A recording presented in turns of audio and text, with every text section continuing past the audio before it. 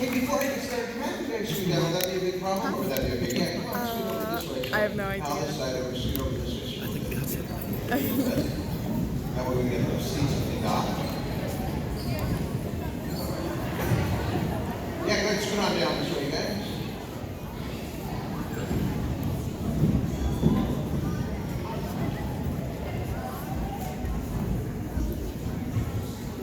Well, good. Good morning, everybody. How are you this morning? Good. Okay, hold on. Before we get started, I want to find out why you came to this assembly this morning. I know why the school wants me here. I know why administration wants me here. I know why the Elks want me here. But I'm curious why you're here. So what we're going to do before we get started is just real simple. I'm going to ask you 3 different questions. And if you would please honestly clap for the reason why you're here, I would appreciate it. Reason number 1, how many of you are here because you're dying to get some good information about e-cigarette, Juuls, and vaping so you can make a good decision in your life? Go ahead and clap. What's that right? Quite a few of you. How many of you are here because you want to get some good information about e-cigarettes, Juuls, and vaping? Maybe help somebody else out. Go ahead and clap if that's right here.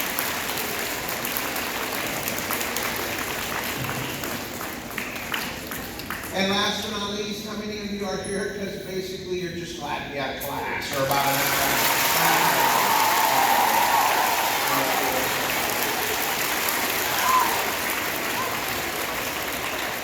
That's funny. That's the only one I saw the teachers clapping on. Well, my name is Lozano. This is my amazing daughter, Brooke Romero, over here. She'll be talking to you in a little bit. We're both from California. We get in trouble all across the United States talking to kids about drugs and alcohol. I'm always curious about this. I'm Mexican Hispanic. Any of the Mexican Hispanic kids here today? Wow, quite a few. Nice. Eyes down. This may be hard for sign language, but being Hispanic, when I was born, my father gave me a middle name that's about this, sorry, probably about that long. I never have them introduce me by it because they always get it wrong. My full name is Ray Enrique Eduardo Quintano Lozano. Oh yeah, right. Ray Enrique Eduardo Quintano Lozano. What I find when we come out this way is people have trouble making the sound. Try it. This is the part I love.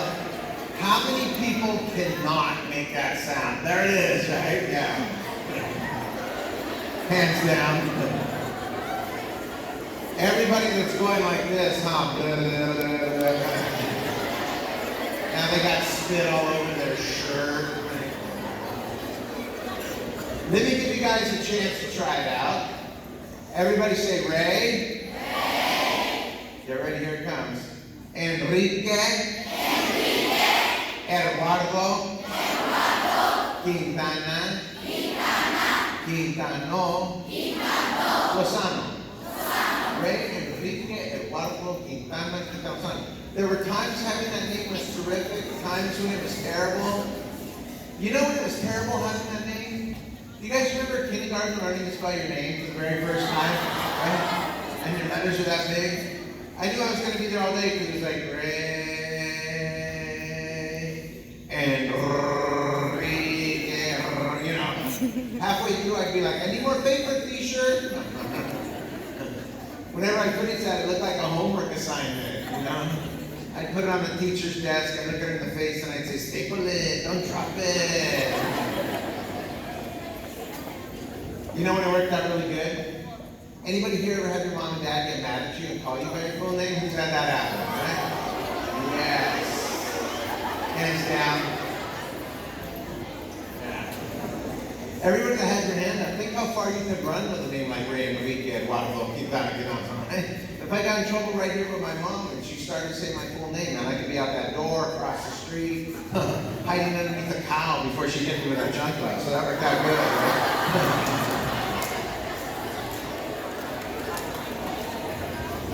We love talking about drugs and alcohol, right? Yeah, we talked about it on the drive over here. We do. We love talking about it because we love that the Elks want us to make it interesting. I know you guys have come to these assemblies, and even when they said it this morning, going to be talking about drugs and alcohol, I heard a couple of you like, because you're so used to those boring presentations, but we try to make it really fun to learn. Here's the thing that makes us sad about drugs and alcohol. This is the thing that I think hurts our heart the most. Whatever's going to make you amazing, whatever special skill, whatever talent has been given to you, is one of the very first things that drugs and alcohol try to take away from you. It happens all the time. So whatever's going to help you be successful in life, that's the first thing drugs and alcohol want to steal from you. Let me show you your amazing skill, your talent, okay? Now some of you are going to be able to clap, some of you won't. Everybody will have a chance, okay?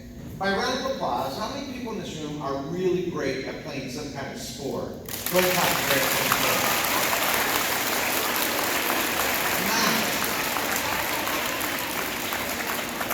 Right there, future athletes. If you start doing drugs and alcohol, that gets taken away from you.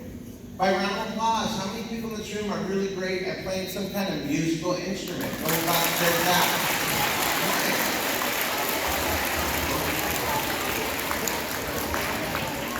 Right there, future musicians.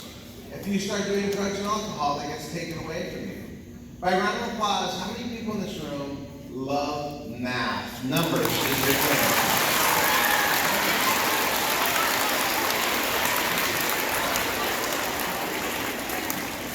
Right there, future engineers, future architects. You start doing drugs and alcohol, that gets taken away from you. How many people in this room love drawing, doing some kind of artwork like that?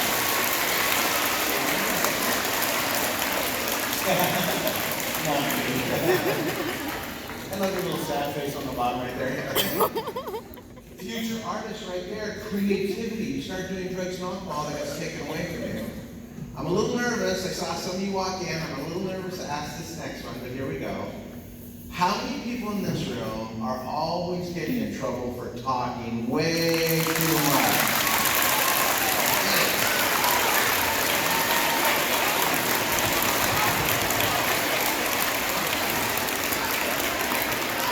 Teachers are crying right now. It's true.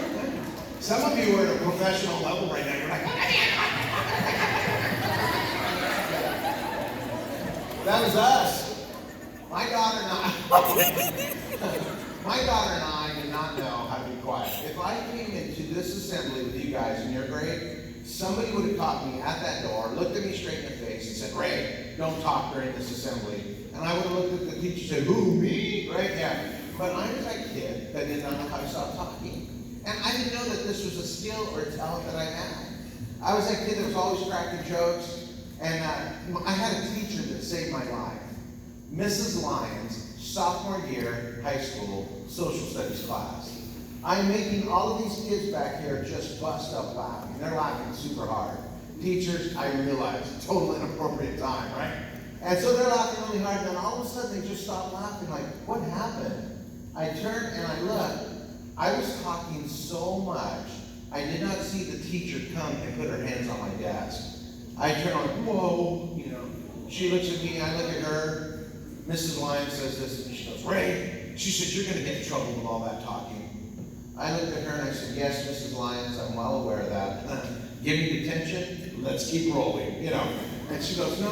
She says, "You have to do something with all that talking." She literally walked me out of class. As soon as class was over, she took me out of the class. We went to the theater department. She looked at the theater teacher and said, "Do something with this kid. He actually knows how to tell a story." She saved my life. Years later, I found her on Facebook. I found her phone number, like a stalker, And I called her up. This was years after high school. I called her up, and I am so excited to talk to her. I'm like, Mrs. Lyons.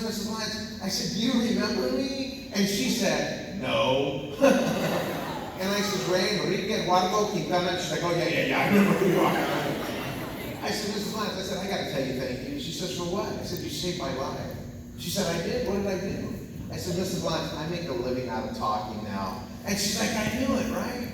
So all my little talkers in the room, I get it. I know why you have trouble not talking when I'm talking, but understand this. If you do drugs and alcohol, that imagination, that creativity will get taken away from you. You just need to learn when to talk and when not to talk, and it'll get you all the way around the world. Where's all the people that enjoy working with animals? Go ahead and clap if you love that kind of stuff.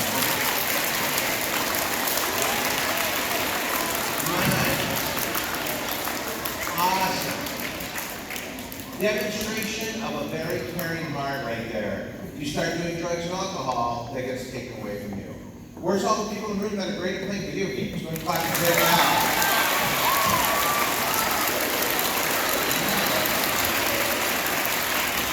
You love to see the ladies clapping on that one.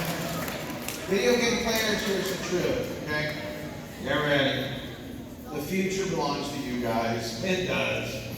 My wife worked at Loma Linda University Medical Center. She had a patient that came into the emergency room, not the emergency room, but made an appointment to get an operation. It's a patient that they call a 1%er. What a 1%er is, it's somebody that needs an operation that hardly anybody else in the world is ever going to need. The hospital did not have a doctor that could perform this operation, so they looked at all their sister schools all the way around the world, 70 different schools. They found a doctor in China. When it came time to perform this operation, instead of flying the patient from China to the United States, or the doctor from China to the United States, or the patient from the United States to China, here's what they did. In the morning, they took this patient and they put him in an operating room. And above him was this thing that looked exactly like a 3D printer. My wife was watching this on the monitor. What the doctor did, he didn't have to scrub up, he didn't have to change his clothes, any of that kind of stuff. He walked into his office, pulled in these virtual reality goggles, and my wife said it literally looked like he was playing a video game, but what he was doing is he was performing a successful operation in Southern California.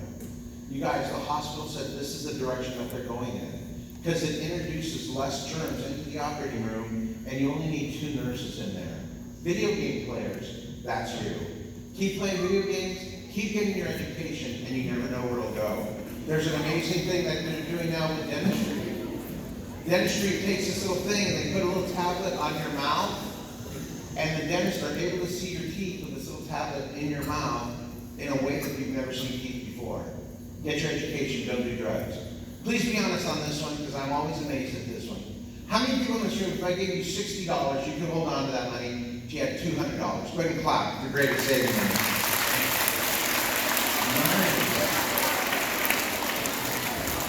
If you are good with money, drugs and alcohol will take that away from you right away. It's your oil. Where's all the people in the room that are great at spending money?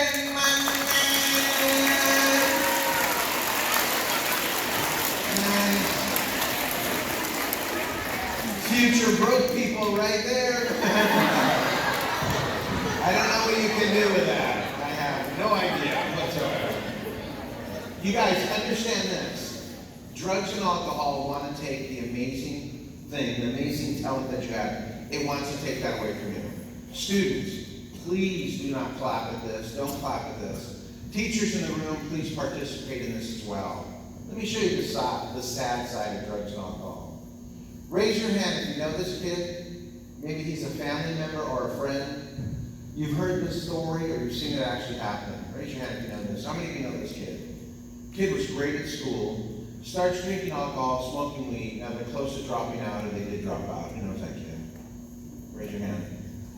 Wow, quite a few. Hands down. How about this kid? Really great at playing some kind of sport. Starts drinking alcohol, smoking weed. They don't play that sport anymore. Who knows that kid? Almost every teacher. Hands down. How about this kid? Real close to mom and dad. They get along great. Starts drinking alcohol, smoking weed, using an e-cigarette or vape, and now all they do is fight all the time. They know that kid. There it is. Hands down. Please understand this.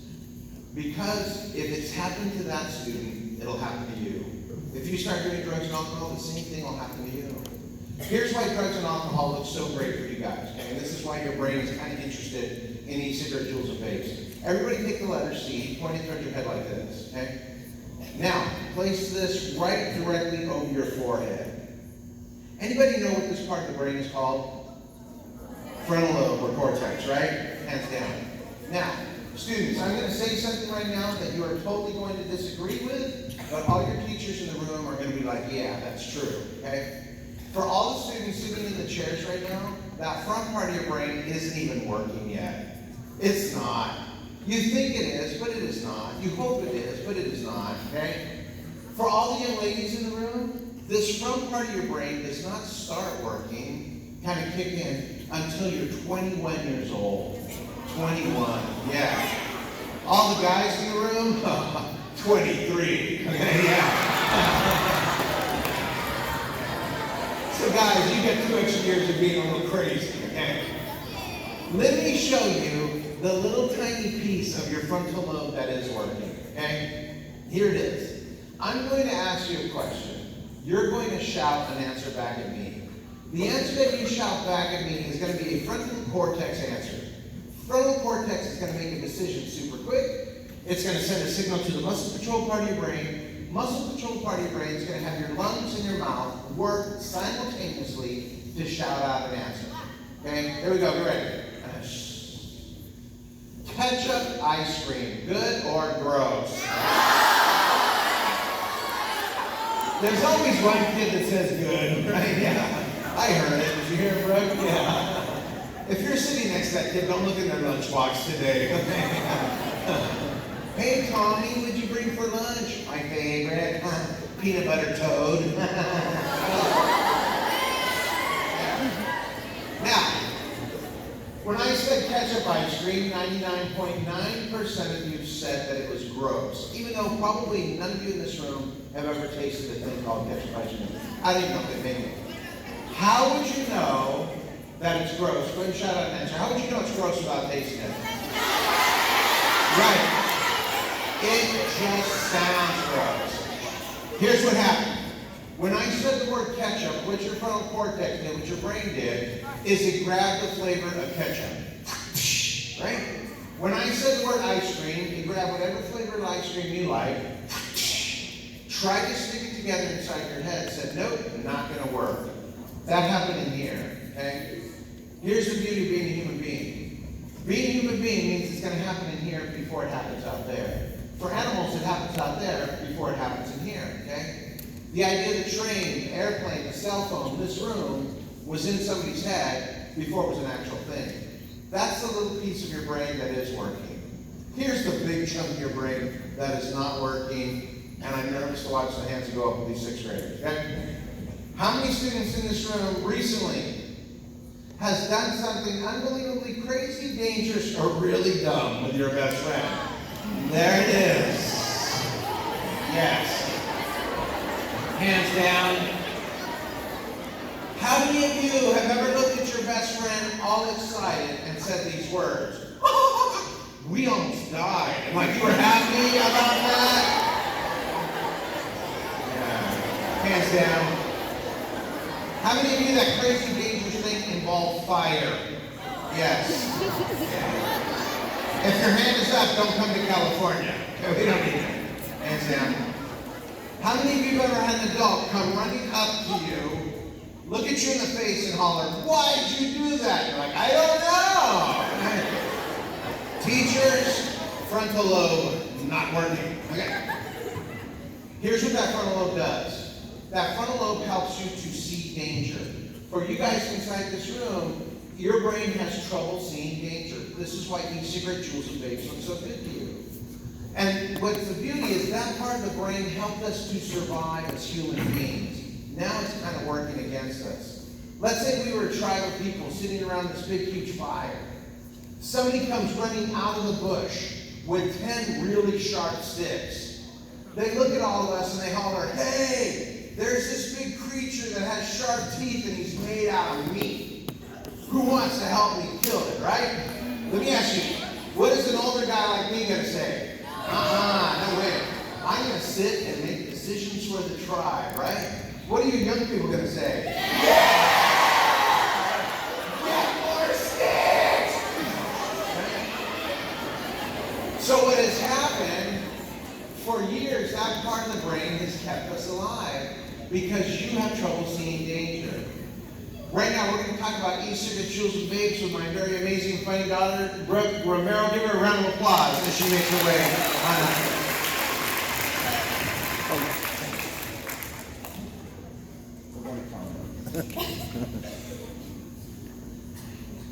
Is that working? Yeah, it's going to keep going. Oh. Okay. All right, you guys, my name is Brooke Romero. I'm going to be talking to you guys about e-cigarettes, vapes. But before we get started, I want to find out what information you guys already know. So let me ask you guys, how many of you have heard that e-cigarettes, Juuls, or vapes are healthier or safer for you than regular cigarettes? Who's heard that? Whether you believe it or not, just you heard it. Okay, pretty much everyone, hands down. How many of you guys have heard that they're just as bad, if not worse for you than regular cigarettes? Who's heard that? Okay, pretty much everyone, hands down. Let me ask you guys this. How many of you have heard that you can find nicotine-free vapes? So you can find vapes that do not have nicotine in them? Who's heard that? Okay, pretty much everyone. And how many of you guys have heard that pretty much every single vape has nicotine in it? Okay, pretty much everyone. So as you guys can see, those pieces of information were pretty 50-50 split. And a lot of you guys have even heard both of those pieces of conflicting information. And that is actually exactly what the tobacco industry wants. The tobacco industry wants you guys to hear both of those pieces of information so that you don't know whether e-cigarettes are healthier, worse, whether they have nicotine or not, and you can't make an informed decision. Now, super easy question. Go ahead and shout out the answer. What's the main chemical in regular cigarettes that gets people addicted? Not tobacco, nicotine. Nicotine is the main chemical in regular cigarettes that gets people addicted. But I bet almost every single one of you guys could find nicotine somewhere else in your homes. In a minute, somebody raise their hand and tell me where you think you can find nicotine in your home. But here's the rules, listen to this. It cannot be a tobacco product of any kind. So it cannot be an e-cigarette, Juul, or vape. It can't be a nicotine patch, nicotine gum, cigarette, cigar. Cannot be a tobacco product. Where else do you think you can find nicotine? What do you think in the red shirt? In what? In Tylenol? Definitely not. That would be terrible, but I love that guess. What do you think, real loud? In food? Definitely not. In the back there, what do you think? In coffee? No. Loving these guesses. The teacher, we're happy about that one. Let me get two more guesses. In the blue, what do you think? In an ashtray, that I think would qualify as a tobacco product. And last guess, in the white right there. In what? In toothpaste. No. Sometimes I wish you kids were addicted to brushing your teeth. But definitely not. Check this out. You would be able to find nicotine inside bug spray. Bug spray. Now, when I talk about bug spray, I'm not talking about the kind like you go camping, mom or dad gives you that stuff to spray all over your body. That stuff does not have nicotine, totally safe to put on your body. What we're talking about here is the kind of stuff that like you see a spider in your garage and you grab that stuff to spray it to kill it before it kills you. That kind of spray contains nicotine. Now who here sprayed with bug spray before? Okay, pretty much everyone. And how fast do they die? Super fast, right? Like almost immediately. That's because what that nicotine actually is it's a super, super deadly poison. If I took one pack of cigarettes and I extracted all of the nicotine out, I took all the nicotine out, I would have about one drop. Just one drop of nicotine. But if I put that one drop of nicotine on my hand, on my tongue, anywhere on my body, that one drop of nicotine would be enough to completely kill me. That's how strong a poison nicotine is. Now, way before I knew this information, when I was about your guys' age, I think I was in 7th grade, I had just like a super, super rough day at school. Like one of those days where all you want is to go home and relax. So I go home, I say hi to mom and dad, I lay in bed and I'm relaxing. And as I'm laying in bed, I look on my ceiling, and on my ceiling, I see the biggest spider I have ever seen in my entire life. Anyone else hear spiders? Okay, good, not just me. So I see the spider, and I start freaking out, and I'm like, oh my gosh, I gotta do something, I gotta kill this spider. You know, I'm freaking out looking for some kind of thing to kill this spider with. But I don't know what kind of middle schooler has bug spray in their room, so instead I grabbed hairspray,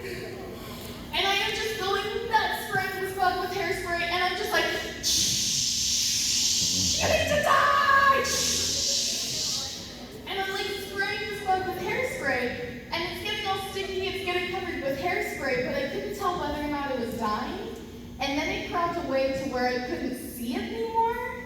And I was like, did it die? Did it not? I don't know. But then I saw it like a week later, except this time it had its hair spiked up like it was the 90s. And I was like, okay, spider's not dead. Looks great. But the reason why that spider didn't die is because that hairspray doesn't contain nicotine. Exactly. Nicotine is one of the strongest poisons known to man. Now, when you spray a bug with bug spray, that bug spray lands on the bug's body, the nicotine goes inside, and very quickly, the nicotine separates out all the connections inside the bug's body. Now, right now, for all of us in this room, for every living creature on Earth, all of our body parts are in constant communication with each other to keep us alive. My arms are communicating with my legs are communicating with my heart's communicating with my brain, my whole body is in constant communication. When you spray a bug with bug spray, that nicotine goes inside and separates out all those connections so the bug's body parts can't communicate and then the bug dies. But what happens when you add just a tiny amount of nicotine, like the amount in a cigarette or an e-cigarette, is that nicotine goes in and it just separates out this one super important connection in your brain. Let me show you guys what that connection is. If you take your index finger and place it right in the center of your forehead, right in the center of your forehead, you hit it a couple inches and touch your brain, you would hit something that we're going to call a go button. G-O, go button. Then if you move it over to right above your left eye, you're going to hit a stop button. So go button, stop button, go button, stop button. Let me show you guys how this button works. Has anybody in here at one point or another had mom, dad, sibling, best friend, somebody jump out and really scare you good? Who's had that happen? Okay, pretty much everyone. How many of you guys have ever jumped out and really scared someone good? That one's a little more fun, hands down. Let me find something out. When somebody jumps out and really scares you good, where are my screamers at? Who lets out a good scream when they get scared? Okay, no shame in it, that's me too. Hands down. Where are my runners at? Who runs from whatever scares them? You guys? That's definitely not me. Hands down. Last but not least, where are my punchers at? Who punches whatever scares them? I see some of you are all three. So, I have an older brother, and when I was little, I used to love to scare my older brother. But guess which one of the three he was? He was a puncher. So every now and then I would hide somewhere and I would jump out and scare my brother, and my brother would just punch me. So like the little sister that I am, I would run to my mom like, Mom, he hit me. And my mom would always get super mad at my brother, which I always thought was hilarious. So I'd hide somewhere, I'd jump out, I'd scare him, he'd hit me, my mom would get mad, and we would just do this over and over and over again until one day my mom got fed up with it. So my mom goes to my brother and she says, if you hit your little sister one more time, I'm taking away your Xbox, your PlayStation, your computer, I'm taking away everything. So, like a good little sister, of course I have to scare him again. One last really good scare to get my brother. So after school one day, I rush home so I can meet him home from school. I get home, I go into his room, I go in the closet and I hide down, and I'm hiding, and I'm hiding, and I'm waiting, and I'm waiting. And my brother comes home from school, and he walks into his room, and he goes into the closet, and I scare my brother. Now my brother on instinct pulls back to punch, and then this whole situation turns into like a slow motion movie scene from like Fast and the Furious or one of those action movies, you know, where he's watching his fist like, no, I still want to play World of Warcraft, and he stops himself. Now what happened in my brother's brain was when I scared him, his brain sent a signal to the go button to pull back and punch. Then when he decided that wasn't what he wanted to do because he was going to lose all of his favorite stuff, the go button instantly sent a signal to the stop button, and he stopped. Now what happens when you add just a tiny, tiny amount of nicotine, like the amount in a cigarette, is that nicotine goes in and it just separates out the connection between the go button and the stop button for smoking. That's what makes it really, really easy for somebody to start smoking cigarettes or to start vaping, and really, really difficult for them to stop.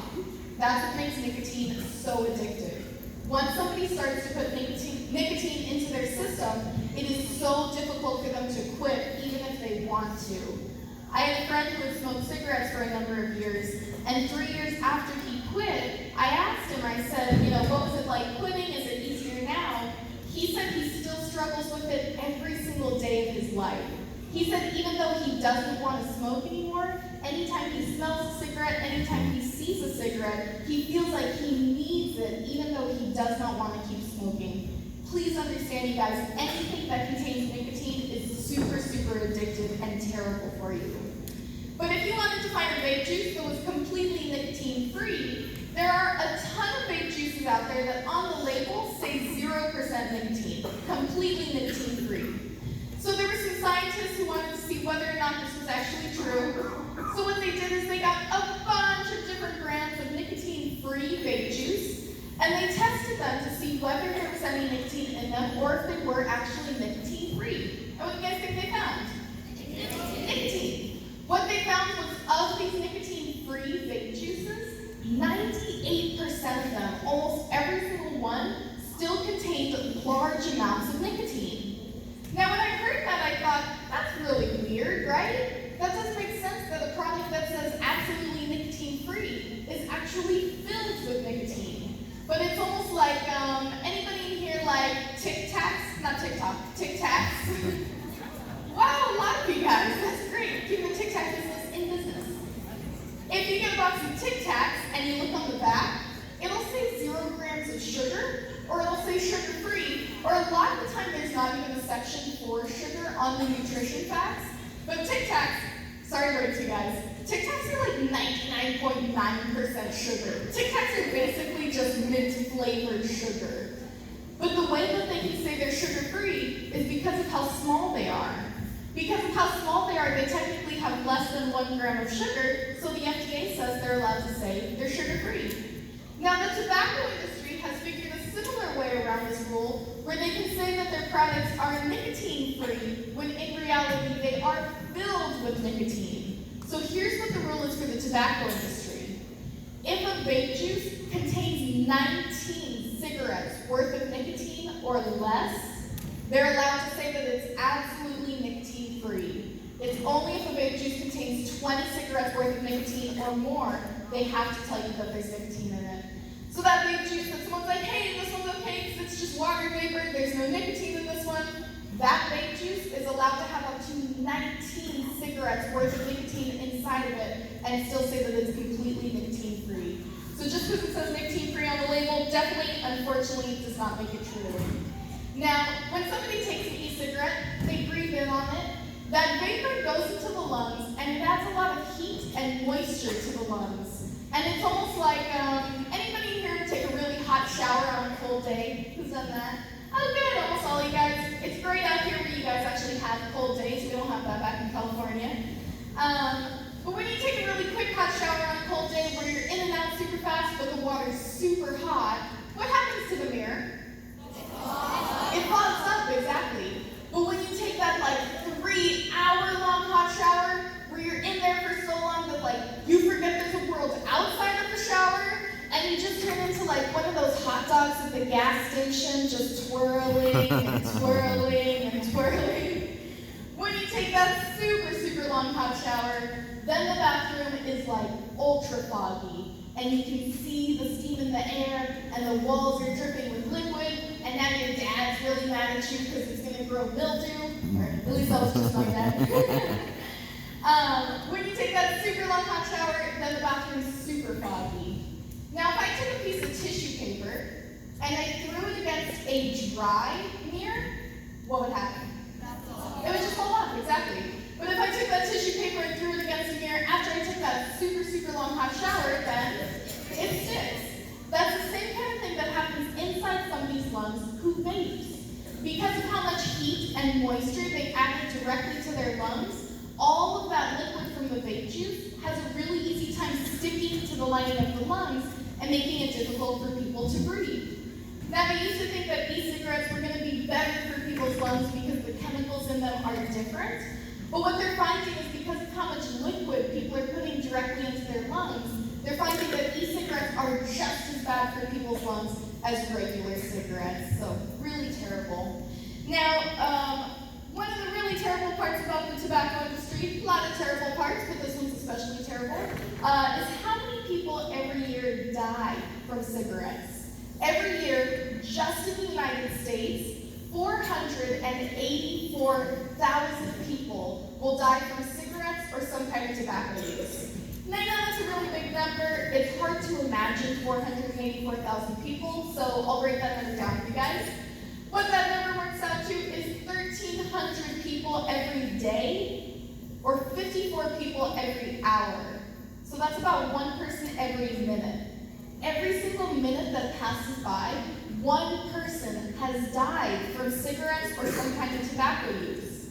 Now, the tobacco industry, which loves making money, looks at that number and they go, 484,000 people, that's a lot of people. That's 484,000 people who aren't buying cigarettes anymore. The tobacco industry looks at that number and they say that's 484,000 customers that they've lost. So the tobacco industry is marketing e-cigarettes, vapes, and Juuls directly towards you guys and high schoolers. They know that you guys are going to be the easiest ones to trick into trying these products a couple of times and then getting addicted for a lifetime. Let me ask you guys, and I never get groups that get this wrong. How do you think the e-cigarette companies market to you guys? What kind of tactics do you think they use? What do you think? Yeah.